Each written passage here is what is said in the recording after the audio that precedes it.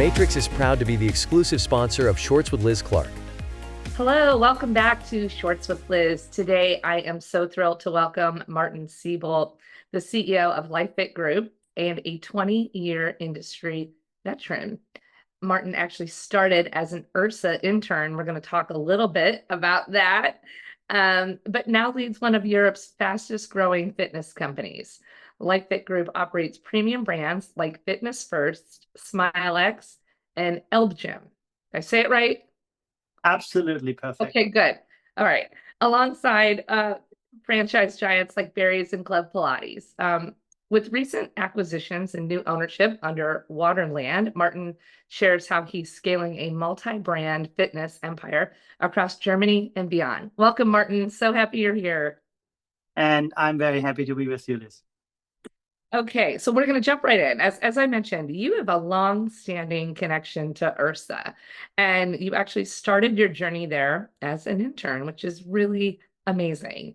Can you share how that experience shaped your early career and your ongoing involvement with URSA and now the Health and Fitness Association today? Absolutely, absolutely. And it's a pleasure. And for everyone listening, I know there are a lot of industry veterans around, but there are also new ones. So it's quite interesting maybe for everyone to get to see, how someone who is long in the industry still has the passion and the energy because of all the new innovation and all the new people coming to our great industry. So my uncle's women's only club in Frankfurt was the first German URSA member back in the day, in the 90s, last century. And over that connection, I got the internship in Boston to work there for 3 months, and had great memories in this office there at that time. And what happened thereafter, I was on a 7 months round the world trip with my then girlfriend, now still wife. We just had our silver wedding anniversary, 25 years. So Congratulations. Thank you. So we traveled the world for 7 months, and URSA provided us the connection to visit gyms around the globe. And in these 7 months, we visited over 200 fitness gyms, and we had great interaction on Hawaii. We were at the Ironman, and we were in the zone between the bike and the running, and we handed out fizzy drinks, Gatorades, and because the local gym was the sponsor of that part. And we slept in their gym because we couldn't get accommodation. We had fantastic connections in Thailand and everywhere around the world, in Australia. And we did internships in other parts of the world via the URSA connection. So everywhere we landed, there was no internet at that time. We had the URSA member of the country or of the city, and then we called them, and we were immediately friends among friends. I mean, that sounds like a pretty amazing internship. I want to intern at URSA, right? If I get to go to Thailand and Hawaii. Yeah, that wasn't part of the intern. That was part of the me behaving very well in Boston, that they can recommend me connecting with the people around the world. Okay, that's a little makes more sense. That's amazing though. And you asked me how it shaped me. I've been able to go to the conventions almost every year since then. And that shapes you because you constantly meet the people who move the industry. And obviously, when you're young, you see them on stage and you see them huddling in groups, and you're not allowed to speak to them, or you're not confident enough to go up and speak to them. But you get a sense of where the industry is moving, and with the equipment shows and the keynote speakers and all the interaction. So for me, that event is marked 100% in my diary. And it's also obviously fantastic for Europeans. It's cold and storm and rainy or snow, and March usually you do it in nice locations. So we usually take it as the first part of the spring, but it has shaped me massively. The connection to URSA, now HFA, and I would recommend for everyone to really indulge in it. The more you indulge, the more you get out of it, like everything in life. Yeah. And we're in San Diego this year. Can't wait. And thank you for saying that, Martin. It's such a special event. Bringing this industry together. The amount of people, it's funny that when the event ends, there's almost a sadness. It's almost a sadness that we all go home, we all go back to our jobs, our lives, because it's so amazing to be together for so many days, and just have the energy that I think that this industry brings to each other. So thank you for saying that, and I can't wait already for March. So we'll see you there. Okay, so you began your career, Martin, as a marketing manager. What initially drew you, again, back to the fitness industry, and then what's kept you passionate about it for all these years? Yeah, so my uncle's gym got sold to a regional chain. So the biggest competitor, the one we kind of were fighting tooth and nails for many years. We did promotion on rollerblades in the 1980s and 1990s. That was early. We handed out gummy bears. We had Chinese and Malaysian and Korean leaflets because we were in Frankfurt and had all these international people. And the guys who bought the gym said to my uncle, to Thomas, hey, why didn't we buy you 2 years early? And my uncle said, because of my nephew. And then they wanted to meet me and they offered me a marketing role. And I said, well, guys, you have 5 gyms in Frankfurt. That's not what I'm studying. I want to see the world. I have big aspirations, want to be managing director one day. So they called me up 2 years later and said, Martin, we just got investment from Fitness First. There are now 14 gyms in the UK. With our 5, it's 19. And we want to build 100 gyms in 5 years in Germany. I said, where can I sign? And marketing was the role they felt was the best fit for me. They had a sales guy, they had an operational guy, so they really needed someone who can talk a story, can excite the people, and do that. And my first moment in that new job was I started in November, and I wanted to do promotion. The company had never done promotion. That's why we did the promotion with my uncle's gym.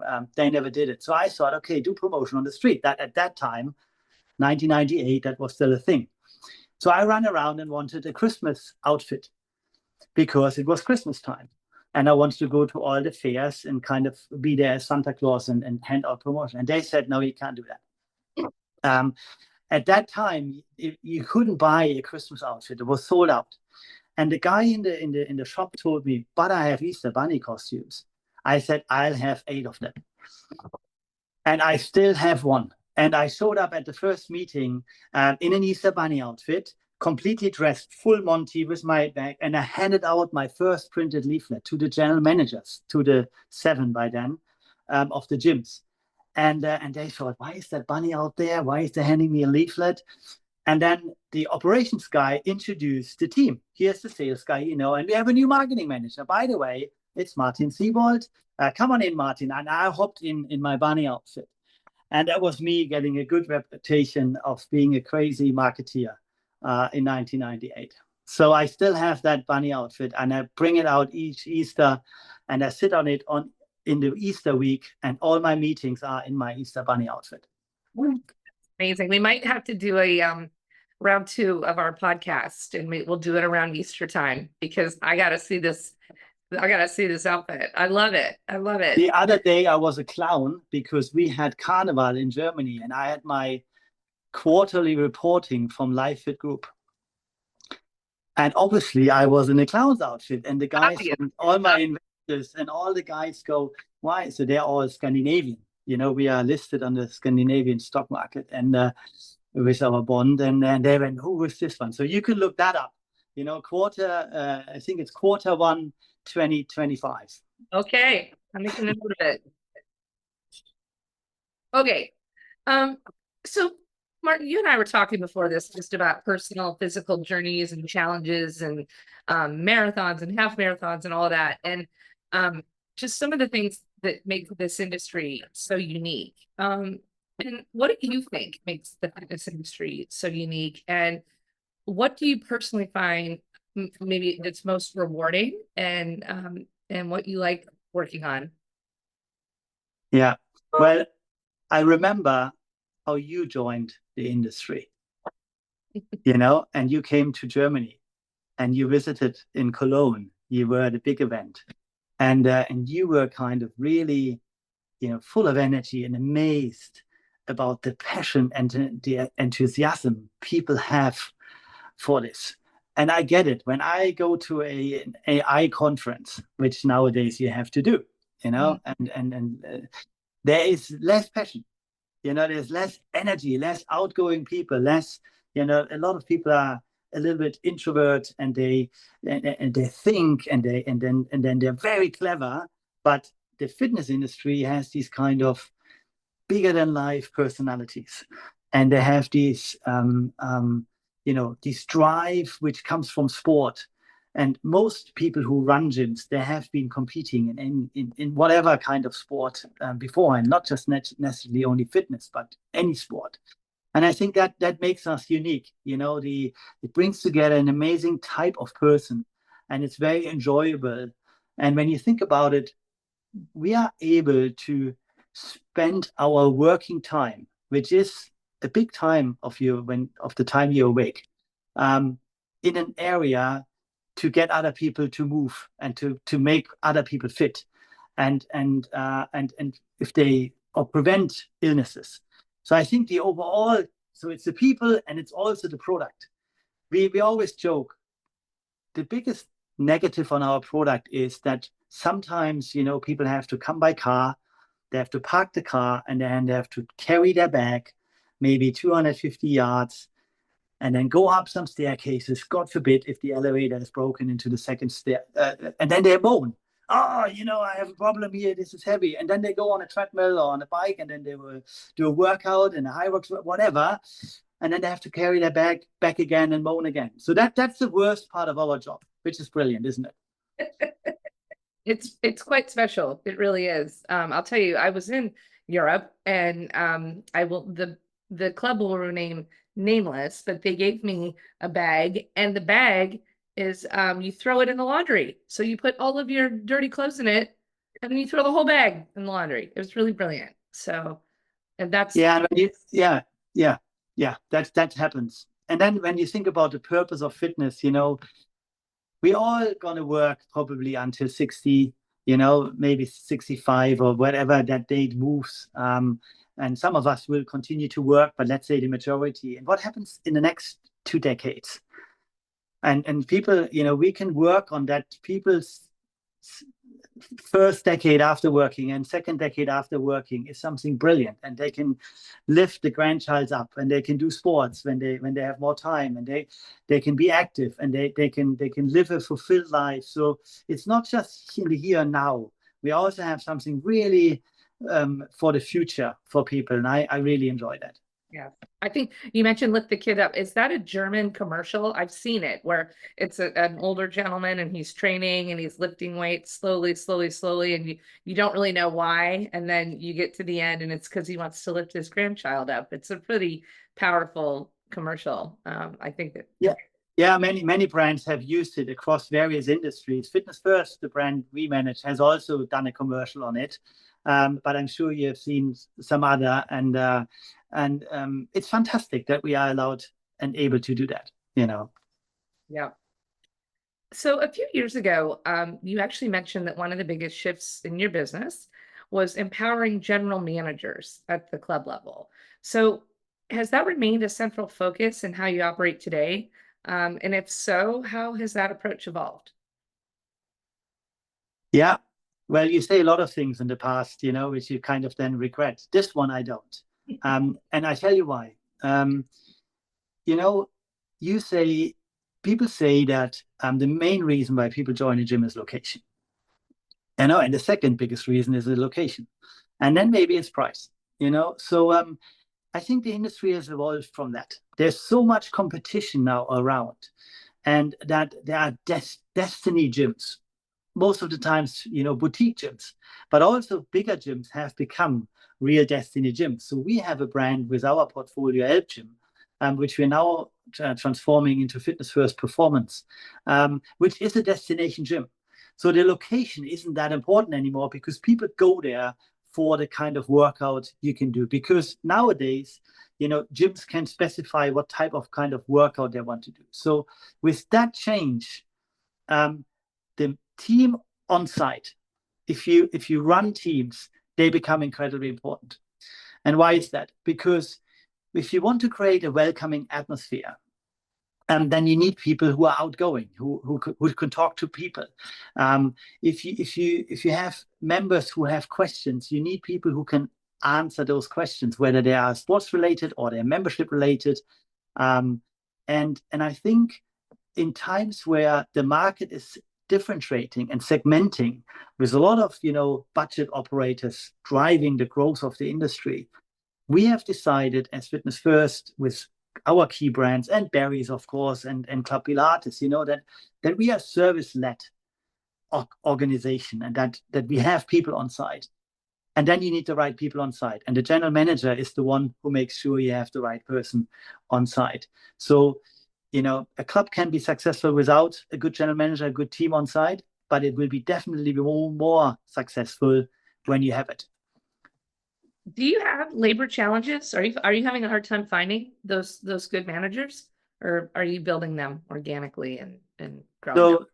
So after the pandemic, for about 18 months, we had big challenges because our growth pipeline internal to grow them into general managers, that got stopped because so many young people left the industry. We rarely recruit external. I would say 10% of our general managers are recruited from external. And when we think about that, we are growing so fast. So in 2017, we had 50 gyms in Germany, and we now have over 200. So we're adding around 40 gyms since the pandemic every year. So in order to do that, you probably need, when you buy gyms, usually you get, of the 40 general managers in a year we buy the gyms, we need to replace around 30, within 6 months, because they are just used to a different type of working. We have a very clear way how we want the teams to work.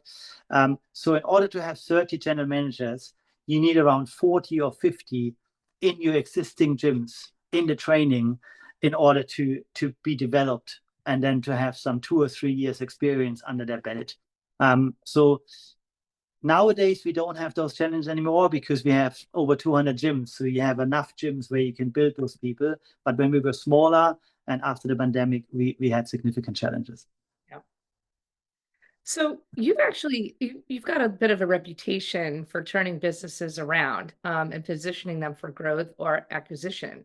So what is it about that process that motivates you? And what do you enjoy most about your role as CEO? Yeah. I think the one thing I learned from my dad was, Martin, or son, how may you do it? Make sure you're never the best person in the room, but make sure you have the best team around yourself. So that approach has been so core in my growing up, watching my dad, doing his business. He wasn't a state employee with the German Telecom, but he had big teams. He had over 2,000 employees. And I was watching that day in, day out. And I did internships with him, and I saw him in the job. And I really put that into my DNA, that I will find the best people around me. And in order to do that, I needed to learn each business area. So I'm glad that my uncle's gym was a good training ground for me to do sales, to do cleaning the gym, work on reception, be an instructor. And then when I started in 1998 with Fitness First, which is still my employee, this is a long time. Obviously, I've worked in various countries, and in multiple positions, but I've been able to learn each business area.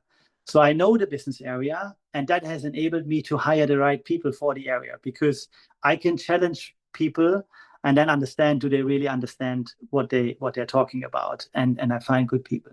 So that is the most enjoyable part of my business, to kind of really grow the people.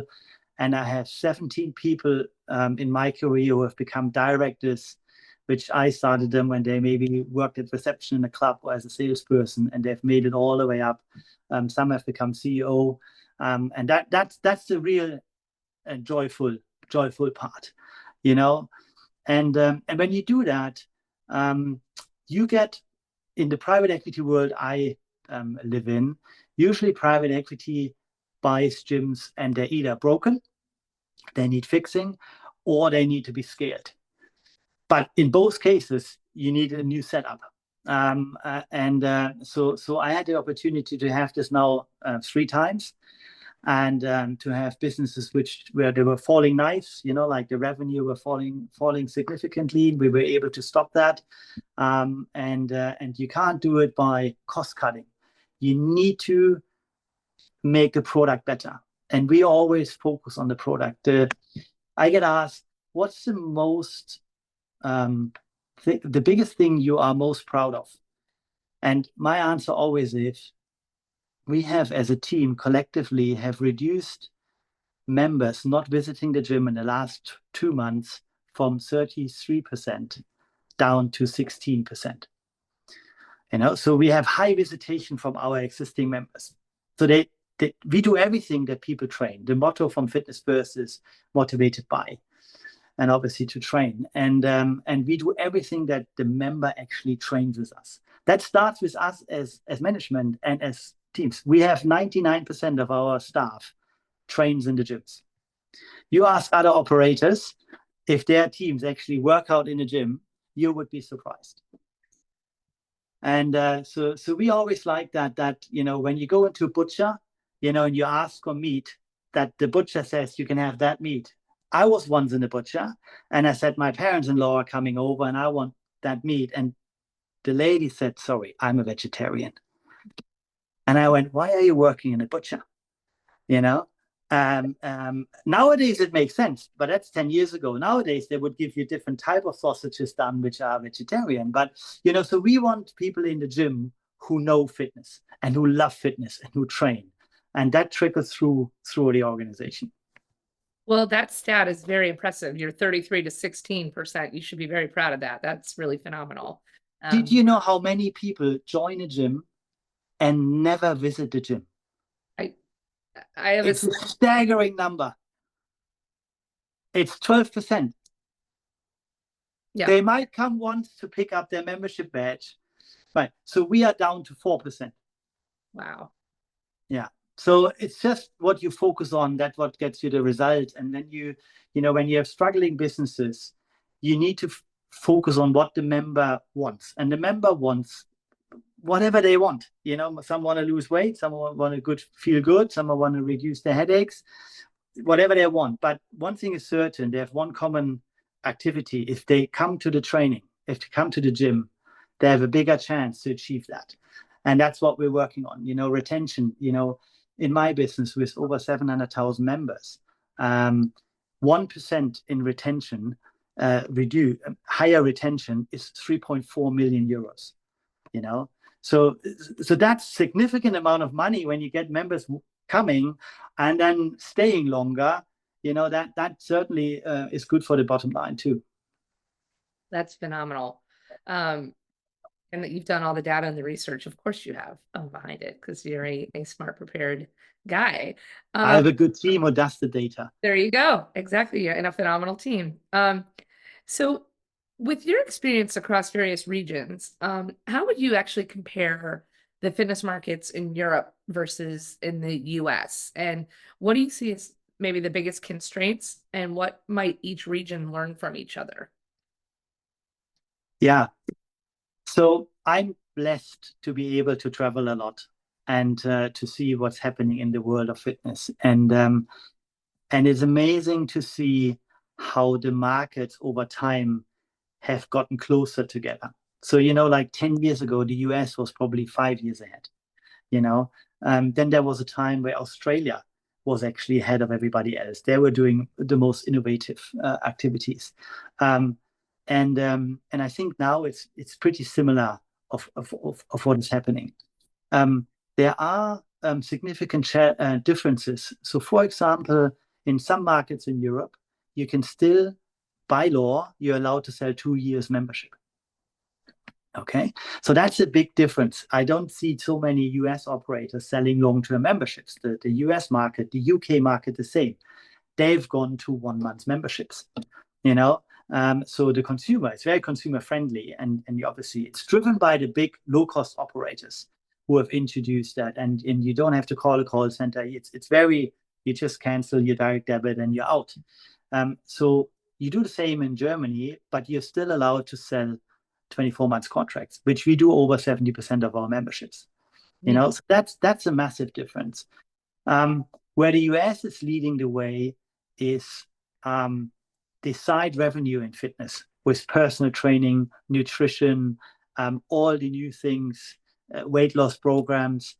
There is a much bigger willingness from the consumer to buy those add-on products. And the fitness industry has really enabled themselves to be a provider for those services. If you go in Germany in a gym, you don't necessarily buy additional packages. You know, with even in your membership type, you know, you expect everything to be one price.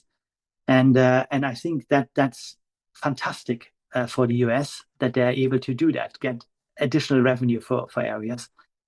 One other area which is a big difference between Germany and the US is the financing for selling businesses and for expanding businesses. So when we talk about how much debt are we allowed to take on in order to still meet our finance criteria, it's sometimes like a 3.5 to 4.5 times leverage.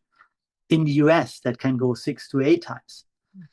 So when I look at some of the selling prices which the businesses are selling in the US at this moment in time, I go, wow, that's big multiples.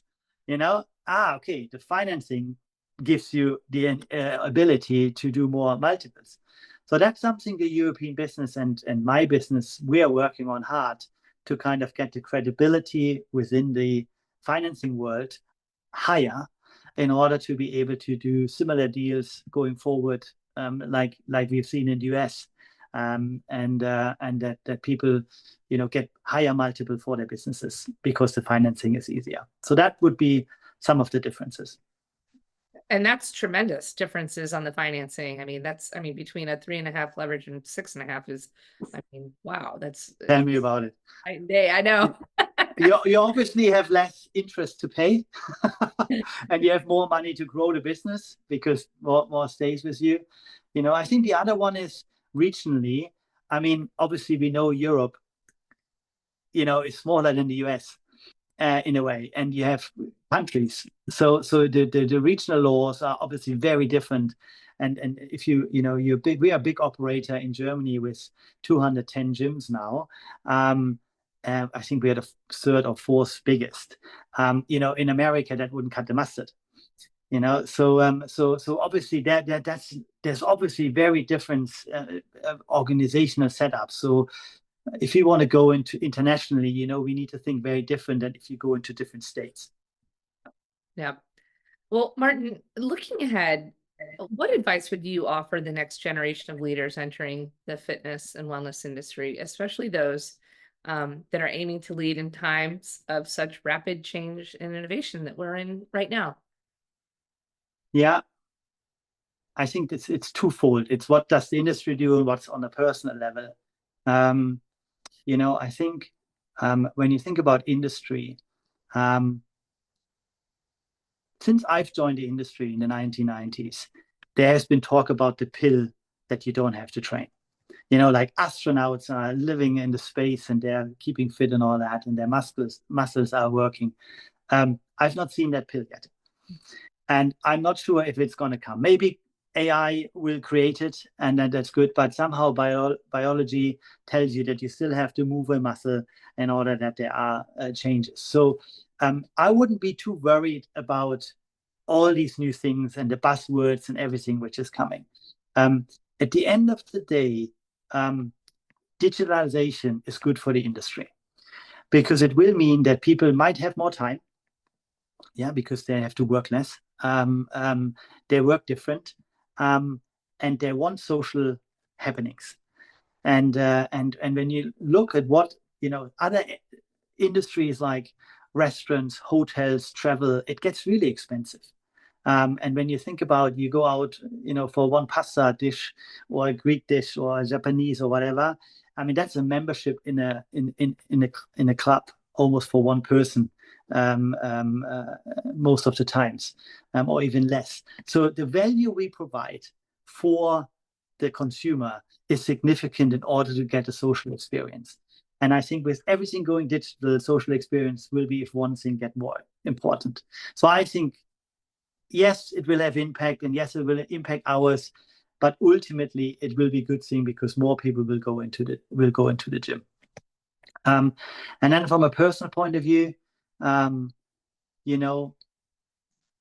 it's an amazing opportunity to work in an area like this industry and to influence in a positive way the state of people's mind and the physical part of their body, and there's nothing really wrong you can do. You might get upset, but you're not getting that one job, or you might get strained away with some personal challenges, and I've had that. But ultimately, the industry is growing, and when you join a growing industry, there will be jobs, and there will be opportunities, and there will be changes, which then will make you needed, because the industry needs people with experience. And if you have your own experience, you make failures, and you have successes, that means you increase your bank account of your experiences, and that will make you valuable. So I think it's a fantastic time to start in the industry, and I will encourage everybody young or who just started with the industry to stay in it and to grow it. It will be an amazing journey. Wow, well said, Martin. This has been so much fun to have you today, to have a conversation with. You're such an amazing person and leader and operator, and thank you for sharing many of your insights and many of your stories and your journey that has brought you to the success you have today. So thank you for joining, Martin. I think maybe we do part 2 again in the bunny costume. Or maybe the clown, or what, I'm flexible, and just have a wonderful rest of your day. And thank you so much for being here. Absolutely fantastic opportunity. Thanks, Liz, and thanks everybody for listening. Matrix is proud to be the exclusive sponsor of Shorts with Liz Clark. With over 20 years as a dedicated supporter of the fitness industry, we're thrilled to continue a partnership geared towards success for all those who believe in better.